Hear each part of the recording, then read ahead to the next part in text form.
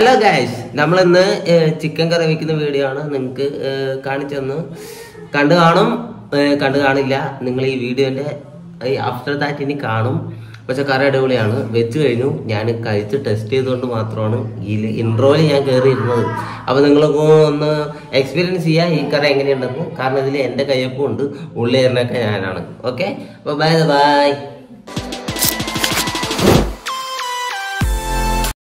Hello, എല്ലാവരും സേഫായിട്ടിരിക്കുകയാണെന്ന് വിശ്വസിക്കുന്നു. നമ്മൾ ഇന്ന് ചിക്കൻ കറിയുടെ ഒരു റെസിപ്പി ആയിട്ടാണ് വന്നിട്ടുള്ളത്. അപ്പോൾ ഏട്ടൻ്റെ ചിക്കൻ കറി റെസിപ്പി യൂട്യൂബിൽ തന്നെ സെർച്ച് ചെയ്തുകൊണ്ടിരിക്കുകയാണ്. അപ്പോൾ ഞാൻ മെല്ലെ അവിടെ നിന്ന് മാറ്റിയിട്ടോ. കാരണം എനിക്ക് ചിക്കൻ കറി വെക്കാൻ അറിയാം.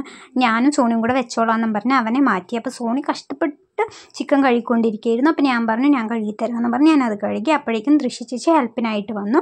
അപ്പോൾ നമ്മൾ കഴുകി വെച്ചിരിക്കുന്ന ചിക്കനിലേക്ക് മഞ്ഞൾപ്പൊടി, മല്ലിപ്പൊടി, മുളക് പൊടി, ഉപ്പ് എന്നിവയും ചേർത്ത് കൊടുക്കുന്നുണ്ട്. അത് ചേർത്ത ശേഷം നന്നായി ഒന്ന് നമ്മൾക്ക് മിക്സ് ചെയ്തെടുക്കണം കേട്ടോ. അപ്പം ഞാനിതിൽ നമ്മൾ മസാലപ്പൊടികളുടെ ഒന്നും അളവ് പറയുന്നില്ല. അങ്ങനെ അളവ് വേണമെന്ന് അത്യാവശ്യം ഉള്ളവർക്ക് ഞാൻ ഡിസ്ക്രിപ്ഷൻ ബോക്സിൽ കൊടുത്തേക്കാം. അപ്പോൾ അതെല്ലാവരും പോയി ഒന്ന് ചെക്ക് ചെയ്യാം കേട്ടോ. അപ്പോൾ നമ്മൾ മസാല തിരുമ്മി വെച്ചിട്ടുണ്ട്. അത് കുറച്ച് നേരം നമ്മൾക്ക് റെസ്റ്റ് ചെയ്യാനായിട്ട് വെക്കാം. അതിനുശേഷം നമ്മൾ ഇതുപോലൊരു കടായി ഗ്യാസിലേക്ക് വെച്ച് കൊടുത്തിട്ടുണ്ട്. അതിനുശേഷം നമ്മൾക്ക് ഇതിലേക്ക് ആവശ്യമായിട്ടുള്ള വെളിച്ചെണ്ണ അല്ലെങ്കിൽ സൺഫ്ലവർ ഓയിലാണെങ്കിൽ ഓയിൽ അത് നമുക്ക് ആവശ്യത്തിന് നമുക്ക് ഒഴിച്ചു കൊടുക്കാം. ഈ ഓയിലൊന്ന് നന്നായി ചൂടായി വരുന്നവരെ നമ്മൾക്ക് വെയിറ്റ് ചെയ്യാം. അതിനുശേഷം ആവശ്യമുള്ള ഉള്ളി നമ്മൾക്കിതിലേക്ക് ഇട്ട് കൊടുക്കാം കേട്ടോ. നമ്മൾ ഇതിൽ ഒരു വലിയ ഉള്ളിയാണ്, സവാളയാണ് എടുത്തിട്ടുള്ളത്.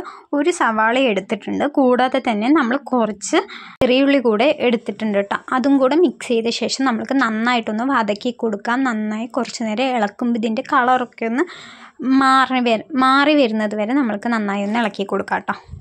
ഒന്ന് ചെറുതായി ഒന്ന് വതങ്ങി വന്നതിന് ശേഷം കുറച്ച് ഉപ്പ് ചേർത്ത് കൊടുക്കാം. നമ്മൾക്കത് പെട്ടെന്ന് വതങ്ങി കളറൊന്ന് മാറി വരാനായിട്ടാണ് കേട്ടോ നമ്മൾ ഉപ്പ് ചേർത്ത് കൊടുക്കുന്നത്.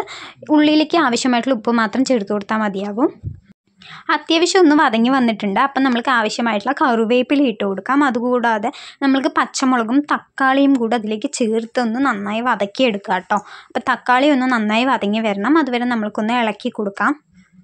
നമ്മളിത് ഇളക്കി കൊടുക്കുമ്പോൾ അടി പിടിക്കാതെ നോക്കണം കേട്ടോ. അതായത് കരിയാതെ സൂക്ഷിക്കണം.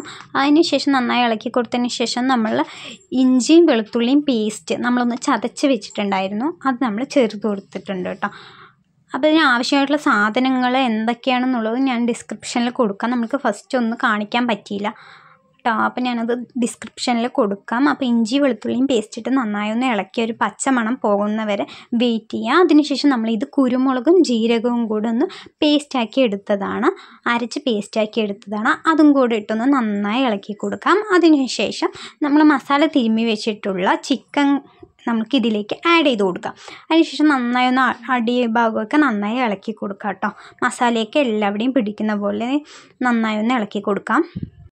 കുറച്ച് നേരം വെള്ളം ഒഴിക്കാതെ തന്നെ നമുക്കിതുപോലെ ഒന്ന് ഇളക്കി കൊടുക്കാം. കാരണം ഈ ചിക്കൻ്റെയും മസാലകളുടെയും ഒക്കെ പച്ചമണം പോവാനായിട്ടാണ് കേട്ടോ വെള്ളം ചേർക്കാതെ ഒന്ന് ഇളക്കി കൊടുക്കുന്നത്. അതിനുശേഷം നമ്മൾക്ക് ചിക്കൻ മസാല അതുപോലെ തന്നെ ഗരം മസാലയും ഇതിലേക്ക് ആഡ് ചെയ്ത് കൊടുക്കാം. നമ്മൾ കുരുമുളകും ആണ് ആഡ് ചെയ്ത് കൊടുത്തിട്ടുള്ളത്. അപ്പോൾ നമ്മൾ ചിക്കൻ മസാലയും ഗരം മസാലയും ആഡ് ചെയ്തിട്ടില്ല. അപ്പോൾ നമ്മൾക്ക് ഇതിലേക്ക് ആഡ് ചെയ്ത് കൊടുക്കാം. അതിനുശേഷം ആവശ്യമെങ്കിൽ മാത്രം വെള്ളം ഒഴിച്ചു കൊടുക്കാം കേട്ടോ. നമ്മൾ മൂടി വെച്ച് കുറച്ച് കഴിയുമ്പോഴത്തേനും തുറന്ന് നോക്കുമ്പോഴത്തേനും ചിക്കനിൽ നിന്ന് വെള്ളം ഇറങ്ങിയിട്ടുണ്ടാവും. അതിനുശേഷം നമുക്ക് ആവശ്യമെങ്കിൽ മാത്രം കുറച്ച് വെള്ളം ഒഴിച്ചു കൊടുക്കാം. നമുക്ക് ഗ്രേവി ആവശ്യമുള്ളതുകൊണ്ട് നമ്മൾ കുറച്ച് വെള്ളം ഒഴിച്ചു കൊടുത്തിട്ടുണ്ടായിരുന്നു. അതിനുശേഷം ഇത് നന്നായി ഒന്ന് തുറന്ന് വെക്കുമ്പോഴത്തേനും വെള്ളം കുറച്ച് വറ്റി കിട്ടും. അപ്പം നമ്മുടെ ആവശ്യാനുസരണം നമുക്ക് ഗ്രേവി ആക്കി എടുക്കാം കേട്ടോ. അപ്പം നമ്മൾക്ക് ഇത്ര ഗ്രേവി ആവശ്യമുള്ളതുകൊണ്ട് നമ്മൾ സെറ്റാക്കി എടുത്തിട്ടുണ്ട്. അതിനുശേഷം മല്ലിത്തഴ തൂവി കൊടുക്കാം. അപ്പോൾ ഇതേ നമ്മുടെ അടിപൊളി ചിക്കൻ കറി സെറ്റായിട്ടുണ്ട് കേട്ടോ. അപ്പം നമ്മുടെ റെസിപ്പി ഇഷ്ടപ്പെട്ടാൽ ലൈക്ക് ചെയ്യുക, ഷെയർ ചെയ്യുക, സബ്സ്ക്രൈബ് ചെയ്യുക കേട്ടോ. Okay, by.